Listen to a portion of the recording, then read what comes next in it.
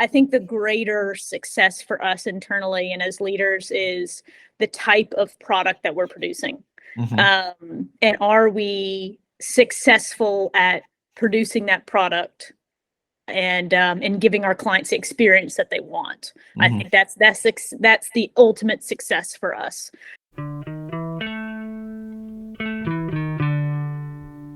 Hi, this is Jack Baldwin with Raynard Architectural Designs. You're listening to By Design. It's our podcast about architecture, design, inspiring stories. And today I'm joined with my partner, Kalyn. Kalyn, how are you? Doing well. Just enjoying my time in Switzerland. So Yay. I yeah, was hoping we'd get a mountain backdrop today, but yeah, the wall art's good. That might have been too loud to do a podcast. I had to come back to the flat and some quiet to be able to do it. I feel like so. Awesome. And which city are you in Switzerland? I'm in Bern. Bern. Okay. Now, which major city is that close to? I don't think I've heard of Bern before. It's actually the capital. Is it really? What? Oh my gosh. I know it's not Zurich. It's tricky. But yeah, so yeah. So that is a major city, and I just don't know my geography as well as I thought I did. Right. All right, you learned something new. Well, good. There you Kalyn, go. So it's your afternoon, it's my morning. So this actually works out pretty good that you're out there in Switzerland. You've had a lot of travels lately. I think you just got back from Disney World, nerding out on Star Wars things as usual, right?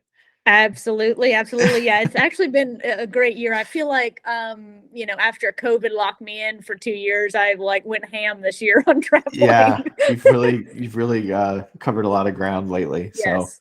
So, but yeah, extremely blessed to be able to do it. Well, Kalyn, you and I had a really interesting conversation last time we did our one-on-one.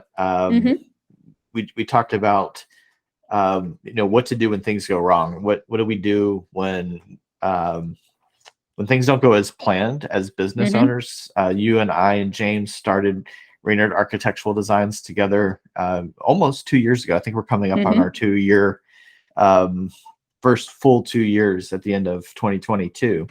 Yeah. And so I wanted to continue that conversation about business, and kind of the working title of this conversation were lessons that we've learned since we started a small architectural design firm. Just for you, Kalyn, as a leader within Raynard Architectural Designs, how do you think we define success?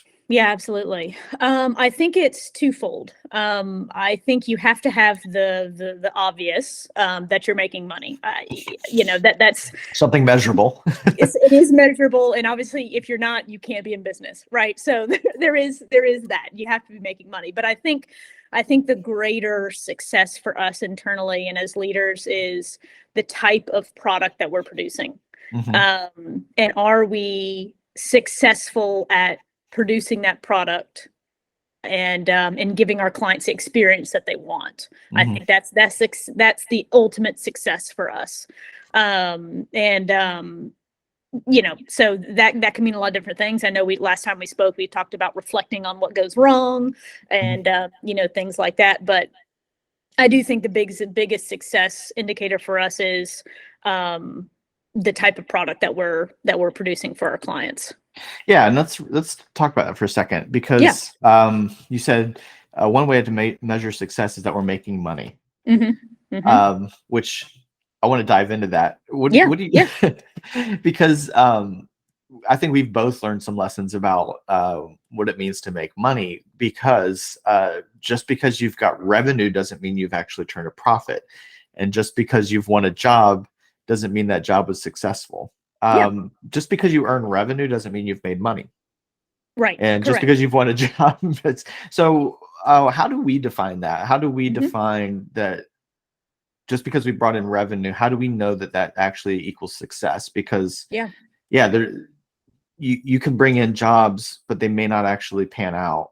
They may not actually be profitable. So what have we put into place specifically to make sure that we know that we're making money, making a profit, absolutely. I should say. Yeah, absolutely.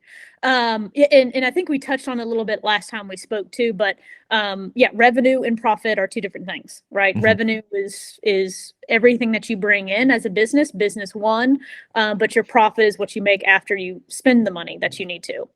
And so really it's the net profit, right? Like, are we in the green? And that would be what I consider financial success, along with putting your money in different pots to save, not only just for rainy day type stuff, maybe some expenses that might come up, but also for tax purposes.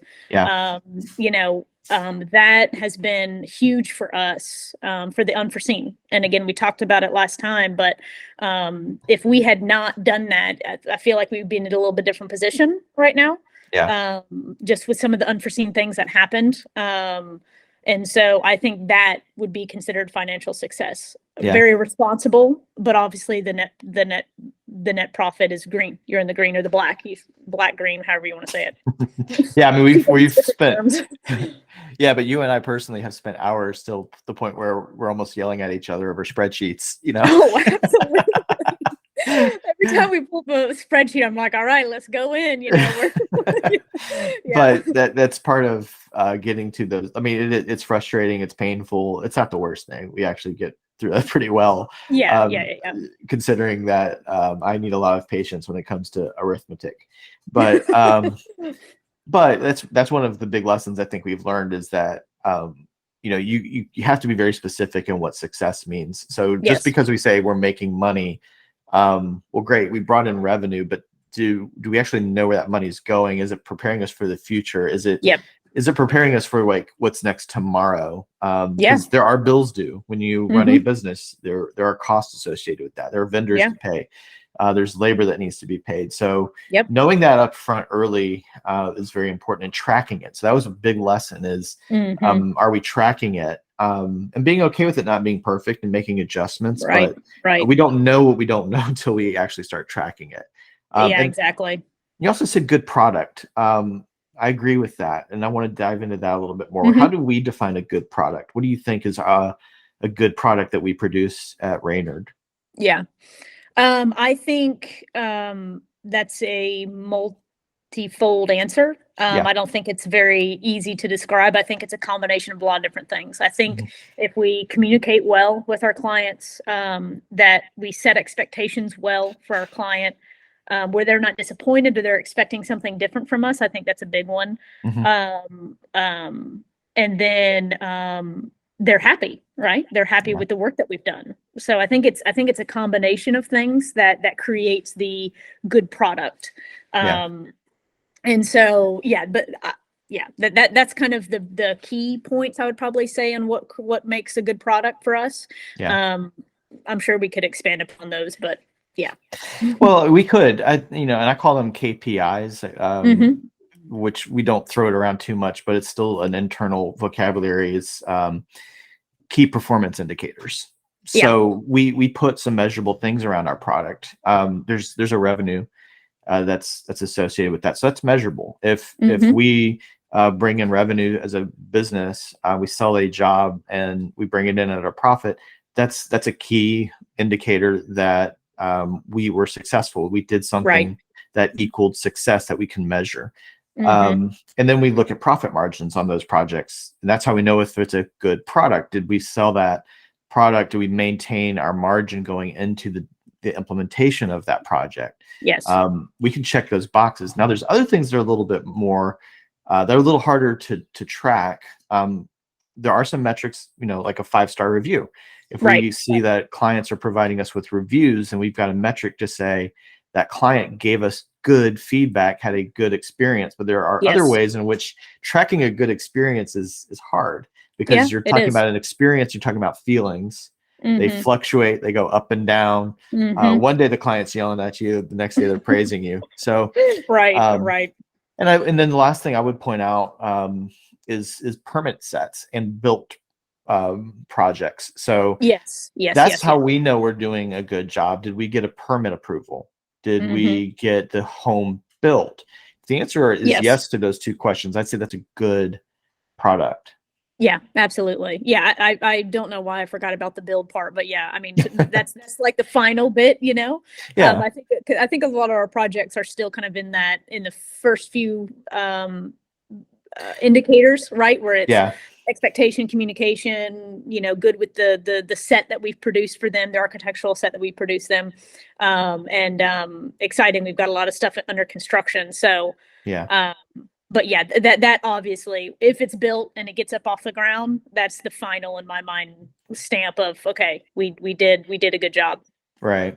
Yeah, and it's just fun to track those things as they unfold and see like what did we learn from this project, or what did we gain from this project, and what do we want to do more of next time, and what do we want to do less of next time. I think that's been a big lesson. It just kind of goes back to probably that one big lesson I think you and I would agree on is like when we're defining success, it has to be based on something. It's something trackable.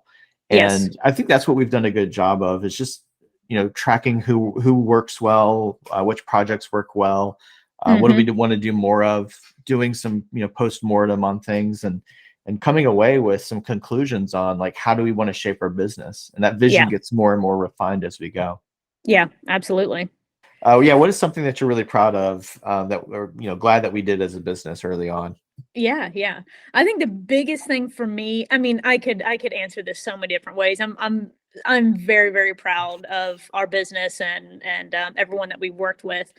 But I think the biggest thing for me being in the role that I'm in is the way that we handled our finances. And just the way that we handled, and we were still learning. Obviously, we made some hiccups and mistakes, but overall, I feel like we made really good decisions, and I'm really glad that we implemented the bucket design, if you will, with our money. And so that's. But like I said, I could say everything really, right? I mean, but I was just talking with my friend here, and I was showing her our website and stuff like that, and she goes, "You must be really proud." Wow. Of that. And I was like, yes, I am. It's surreal. I know Jack and I, we speak a lot about almost it being surreal that we're in the position that we're in sometimes. It's kind of like hard. And then all of a sudden we're like, wow, this is awesome. So, but yeah, so I'm proud of a lot, man, a lot. Yeah, that's a great answer. I feel the same way. I definitely have those moments where I'm like, I can't believe I get to do this. Right. Like, I mean, one of my favorite things is standing on a piece of property with a client and just envisioning where their house is going to be. It's the most fun thing in the world. And, maybe coming out with a drone sometimes is really fun. Crash it. Yeah. I wasn't going to say that part. I've already given it. But I'm proud. What I think it's hard to say what I'm most proud of, but one thing I'm really glad that we did. I'm glad that I brought on partners.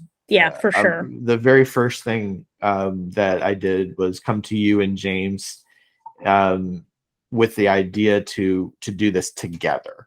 And my partners, like, I don't succeed without them. Right. And looking for people who like are good at things you just suck at, and also are honest enough with you to push back on bad ideas.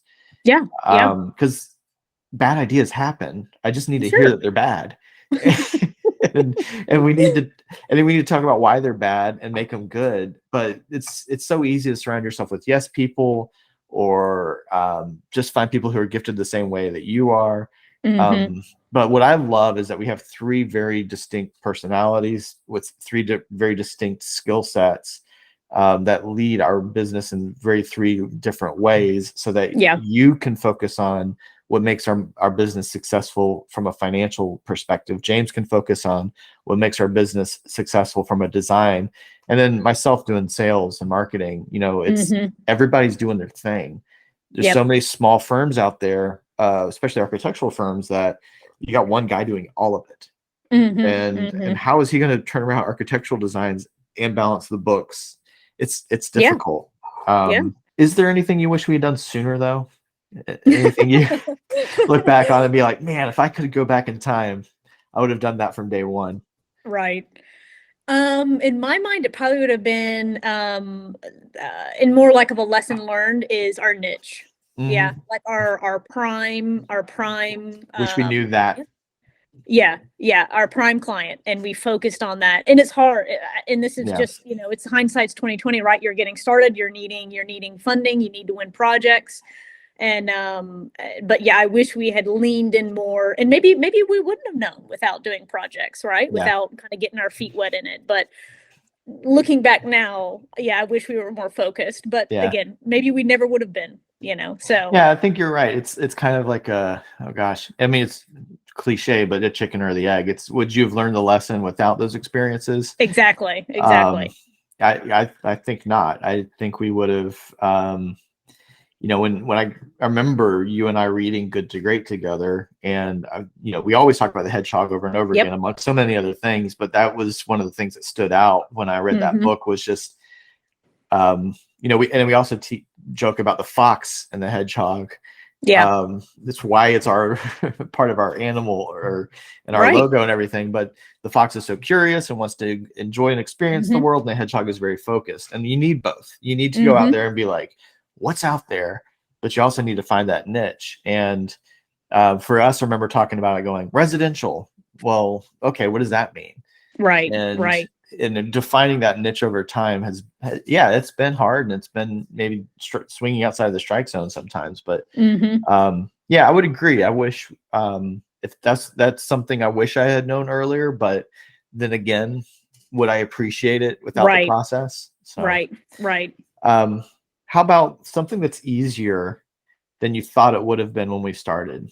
Meaning, what's something that actually came more naturally to us that you thought was going to be very difficult?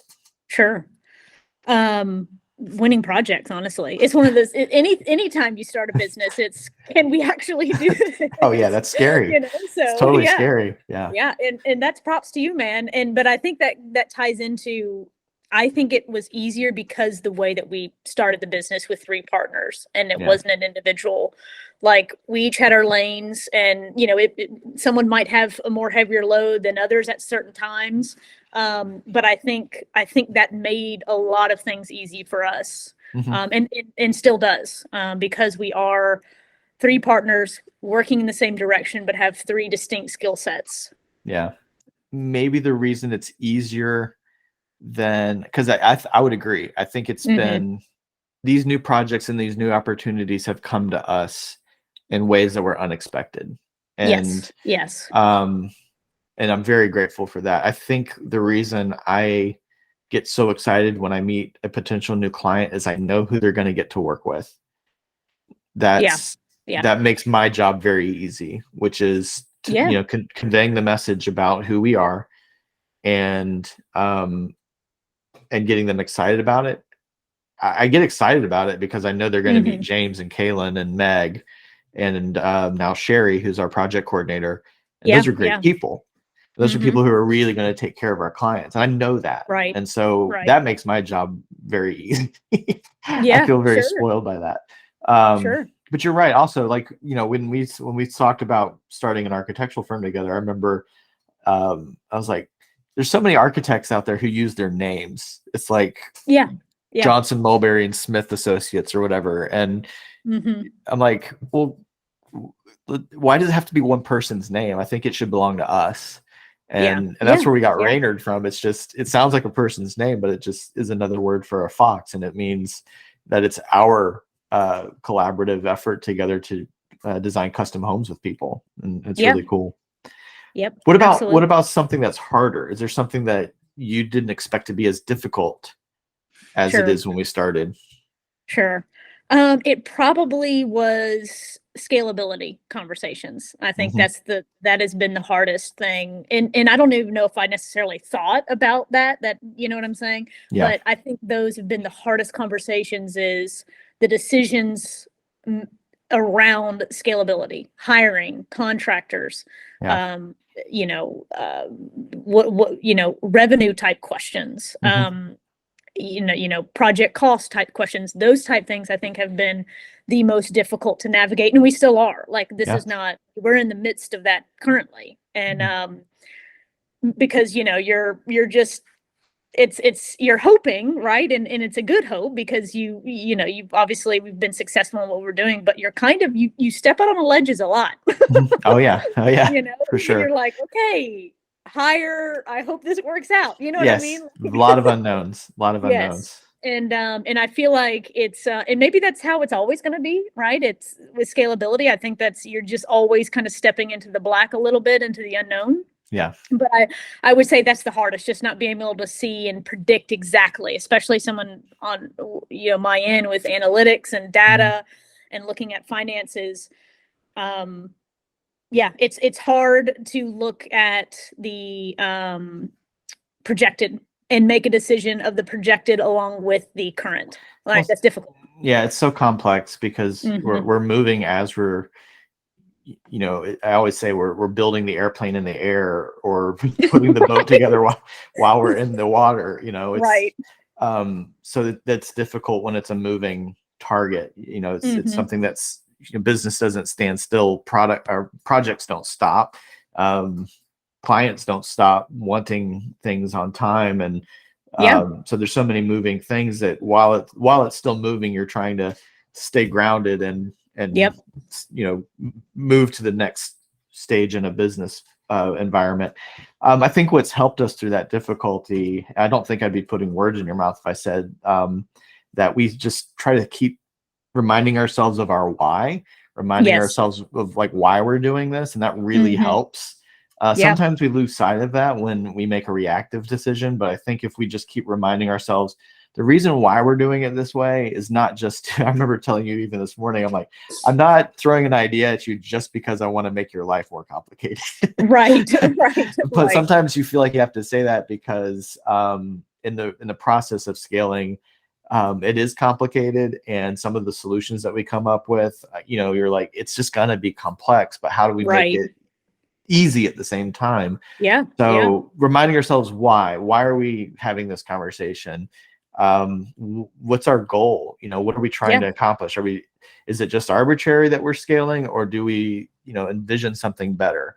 And then also creating systems, I think, has helped. If we identify something that requires a system, and then documenting what that system is, and again, you're kind of writing the instruction book as you're putting it together in real time. But and that's a little labor intensive, but I think going through and writing out those procedures and documenting that and having frequent conversations has helped us. So I would agree that scalability is difficult, but I think we're making some good strides there too. Oh, absolutely. Yep. So here's the most fun question I think that I prepared for our conversation is, where do you see our business? Where do you see Reynard 5 years from now? How would you envision that? Yeah, well, 5 years, so that's 2027, end of 2027, quarter four. I think in 5 years that we have our second office in Australia. But we also have, we work primarily in Georgia currently. We've got other projects in different states like Tennessee and Florida, but maybe a couple other states we start operating in locally in the States. But I think the biggest thing that I would love to achieve in 5 years from now is that second office in Australia, and we're an international company. It's a natural step for us, obviously, with James being there. And so I think that's 100% doable in 5 years. So that would be kind of where we're at. We got more team members, right? We're moving and grooving, and then that 5 years hits, we got our second office, and then it's on to the next, right? Where are we moving next? So I like that. I like this thinking specifically about where we want to be, because sometimes it's easy to be like, 5 years from now, we'll be making more money. Right. Okay. Right. But to be specific and say, opening an office in Australia is definitely on the horizon for obvious reasons. I think I want to see us continue to define what inspiration looks like, and continue to partner with people who actually want to see their own vision and own version of home come to life. Absolutely. All right, Kalyn. Well, until next time, have a great time in Switzerland, and look forward to talking to you again. Sounds good, man. All right.